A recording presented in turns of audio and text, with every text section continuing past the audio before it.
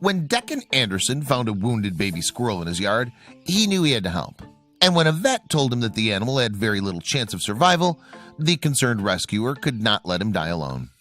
So Andersen brought the critter into his home and did all he could to make him comfortable. Andersen is a single father who lives in Denmark with his children Nicole and Marcus.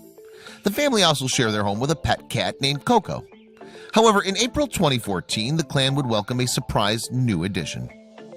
It was then that Andersen witnessed a tiny red squirrel tumble from the 4th story of his apartment block into the adjoining garden.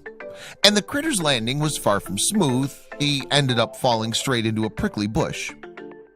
An apprehensive Andersen then went to see how the squirrel was doing following his fall. He subsequently found the animal lying in the middle of his yard, clearly injured and sporting a bleeding wound from where the youngster had hit a tree branch. But while Andersen felt the need to help the poor squirrel, he nevertheless didn't want to interfere with the natural order of things. So he left the creature where he'd found him in the hopes that his mother would come to save the day.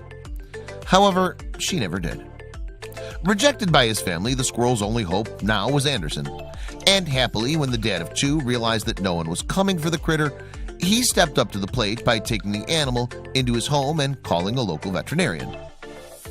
Then, while Andersen waited for assistance, he took a risk by placing the baby squirrel with his pet cat Coco. And while felines and rodents aren't typically known to be friendly towards each other, Coco ended up taking to the squirrel right away. As if she knew his life was in danger, she cleaned the animal before snuggling up with him in an effort to keep him cozy. By the time the vet arrived on the scene, Coco and the squirrel already appeared to be firm friends. But the future of the pair's relationship was cast into doubt when the vet revealed that the squirrel had little hope of living long term. All the expert could do was patch the animal up and hope for the best. However, Andersen refused to give up. Instead, he made the squirrel, who he dubbed Tintin, part of his family. And with a little help from his kids, the gallant dad made miniature sweaters for Tintin to wear to stop the animal from scratching his injuries while they healed. Then, after 5 long months, Tintin had finally recovered. Given that the squirrel had grown up inside and was used to relying on Andersen for food, though, he wasn't suitable for re-release. The family therefore ultimately decided to keep Tintin as a pet. In an interview with People in 2016, Andersen explained, "By the time Tintin's bandage was removed, he was completely domesticated and had no fear of cats. He quickly became like a third child to me."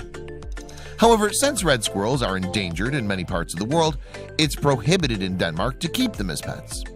As a result, Andersen had to apply for permission to keep Tintin in his house from the authorities. On the website about the squirrel, Andersen revealed, "Under Tintin's special circumstances, I've gotten exclusive permission from the Danish Wildlife Preservation to care and nurse for Tintin till the end of his days." The dad hoped, however, that his new charge would live until a good 15 to 20 years from now. Now that he was approved to keep the squirrel, Andersen set about assembling a more permanent sleeping arrangement for Tintin, and soon enough he'd built an enclosure more than fit for the rodent.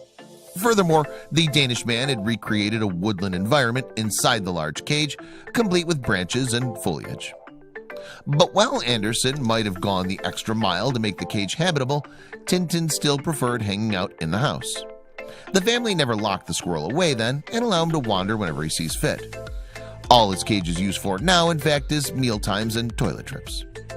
To ensure Tintin can experience his natural environment, Andersen also treats the squirrel to trips to local green spaces. But whenever the pair are out in the wild, Andersen likes to keep the critter on a harness, just to keep him safe.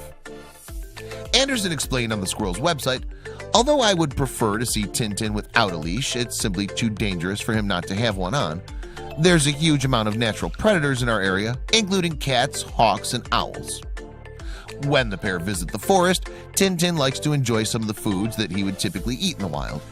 Otherwise, Andersen collects nuts and pine cones for his pet to consume at home. Besides the natural food, he also likes rabbit food, corn, lettuce, tomatoes, and all that sort of good stuff, the squirrel's owner revealed.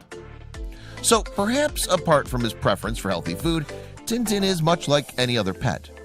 He loves to cuddle and he worries if we're sick or feeling bad, Andersen explained to the Daily Mail in 2016.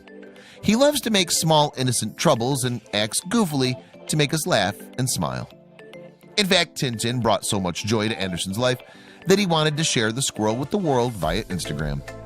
On Tintin's page, the squirrel boasts 119,000 followers, and his owner hopes that the animal makes them as happy as he is.